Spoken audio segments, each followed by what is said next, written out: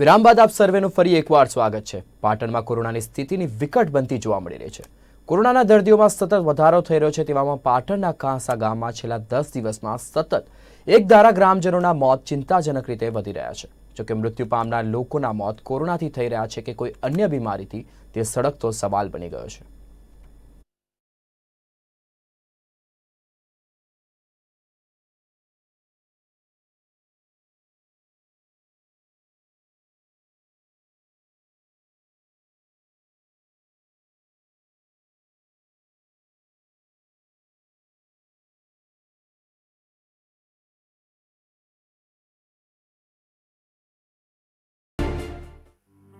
પાટણ જિલ્લામાં કોરોનાએ ભરડો લીધો છે। ત્યારે કોરોના કાળ વચ્ચે જિલ્લાના કાંસા ગામમાં એક પછી એક મોતના બનાવ ચિંતામાં વધારો કરી રહ્યા છે। કાંસા ગામમાં છેલ્લા 10 દિવસમાં 20થી વધુ લોકો મોતને ભેટ્યા હોવાનું ગ્રામજનો દ્વારા જાણવા મળી રહ્યું છે। તો મોટાભાગના મૃત્યુ પામેલ લોકોમાં શરદી ખાંસી જેવા લક્ષણો જોવા મળ્યા હતા તેવું ગ્રામજનો જણાવી રહ્યા છે। ગામમાં અત્યારે ડરામણા સન્નાટાના દ્રશ્યો જોવા મળ્યા તો ગામના કેટલાક પરિવારો મોતના ભયથી ગામ છોડી ખેતરોમાં વસવાટ કરવા દોડી ગયા છે।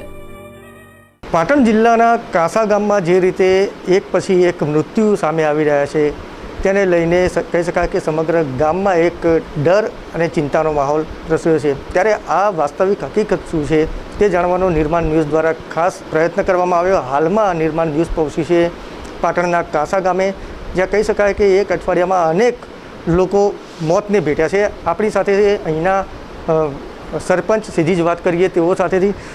જી, આપ એ જણાવો કે હાલમાં ગામની સ્થિતિ શું છે? હાલ ગામની સ્થિતિ એક ભય જેવી છે, જેના કારણે કે જે છેલ્લા અઠવાડિયાથી અમારા ગામમાં સતત દિવસમાં બે ત્રણ મૃત્યુ પામે છે, બરાબર। આજનું પણ એક મૃત્યુ થયેલું છે, એમાં એક મહિલાનું। એવું 50 વર્ષથી ઉપરની ઉંમરના છે, પણ જેઓ તાવ, શરદી અને ખોશીના કારણે મૃત્યુ પામેલ છે। અને અમુક એવા લોકો છે કે જેઓ ઉંમરના કારણે, જે વૃદ્ધ વ્યવસ્થાના કારણે મૃત્યુ પામેલ છે, એવી પરિસ્થિતિ છે।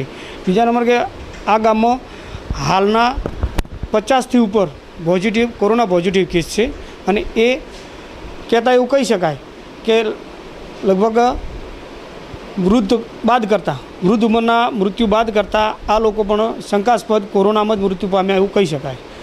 બીજા નંબર જેમના રિપોર્ટ નથી કરાયા, અને હાલની તારીખમાં પીએચસી દ્વારા ગામની અંદર પીએચસી સેન્ટર છે, પીએચસી સેન્ટર દ્વારા ઘરે ઘરે ડોર ટુ ડોર જઈ અને જેમના લોકોના રિપોર્ટ પણ કરવામાં આવે છે અને પૂછપરછ કરવામાં આવે છે, જો યોગ્ય દવા પણ આપવામાં આવે છે। બીજા નંબર મારી પંચાયતના ટીમ દ્વારા અને યુવાનો દ્વારા ગામના ઉકાળાનું વિતરણ પણ કરવામાં આવે છે, અને ગામનો સાથ સહકાર પણ મળી રહે છે। આ વાતમાં છેલ્લા 10 દિવસમાં 21 શંકાસ્પદ મૃત્યુ થયા છે। ગામમાં 3 ટીમો દ્વારા સતત સ્ક્રીનિંગ કરવામાં આવી રહ્યું છે। એની અંદર 50 પોઝિટિવ દર્દીઓ આવ્યા છે।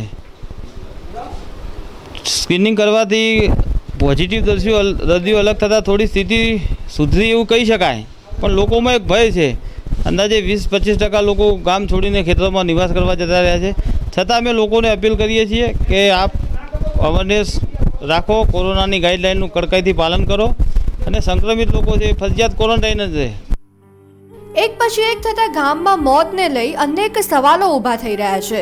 જે લોકોના મોત થયા તેમાંથી કોઈનું કોરોનાને કારણે મોત છે કે કેમ તે તંત્ર દ્વારા સ્પષ્ટતા કરવામાં આવી નથી, તો બીજી તરફ લોકોના મોત કોરોનાથી થઈ રહ્યા છે કે અન્ય કોઈ બીમારી કે પછી કુદરતી, તેને લઈને લોકો પણ અસમંજસમાં મુકાયા છે। જોકે આ પ્રકારે એક પછી એક લોકોના મોત થઈ રહ્યા હોય, જેના પગલે આરોગ્ય વિભાગ દ્વારા ટેસ્ટિંગ અને વેક્સિનેશનની કામગીરી વધારી દેવાઈ છે। હાલમાં સરપંચના જણાવ્યા મુજબ આશરે 40 કરતાં વધુ પોઝિટિવ કેસ ગામમાં આવ્યા હોવાનું જણાવવામાં આવ્યું છે। સાથે જ તંત્ર પણ મોતનો સિલસિલો અટકાવવા પ્રયત્ન વધારે તેવી આશા રાખવામાં આવી રહી છે। પાટણના કાંસા ગામમાં હાલમાં જે સન્નાટો વર્તાઈ રહ્યો છે તે ના બોલવા છતાં પણ ઘણું બધું કહી જાય છે। જે પ્રકારે આપ પાટણનું જે આ કાંસા ગામ જોઈ રહ્યા છો, કહી શકાય કે છેલ્લા 10 દિવસમાં 20થી વધુ લોકોના મોત નિપજ્યા હોવાનું ગ્રામજનો જણાવી રહ્યા છે। નિર્માણ ન્યૂઝે જમીની હકીકત જાણવાનો પ્રયાસ કર્યો અને કહી શકાય કે ગ્રાઉન્ડ ઝીરો રિપોર્ટિંગ કરવા અત્યારે આ ગામમાં પહોંચ્યું છે। કહી શકાય કે લોકો એક ભયના ઓથાર નીચે જીવી રહ્યા છે। લોકોના મોત કેમ થઈ રહ્યા છે તે એક સવાલ છે, પરંતુ સાથે જ કહી શકાય કે જે પ્રકારે આ મોત થયા છે, મોટાભાગના લોકો 50 વર્ષથી નીચેના અને 50 વર્ષની ઉંમરના લોકોના મોત થઈ રહ્યા છે, જેને લઈને પણ લોકોમાં એક શંકા જોવા મળી રહી છે કે આ તમામ જે લોકો છે તેઓના કોરોનાના કારણે જ નીપજ્યા હશે મોત. પરંતુ હાલમાં સરકારી આંકડો કંઈક અલગ જ બતાવી રહ્યો છે. ખેર, આ જે વિસંગતતા આંકડાઓની છે તેમાં આપણે પડવું નથી, પરંતુ જે ગ્રામજનો હાલ દહેશતમાં જીવી રહ્યા છે તેને લઈને એક તંત્ર સામે સવાલ ઊભા થઈ રહ્યા છે. નીરવ ચક્રવર્તી, નિર્માણ.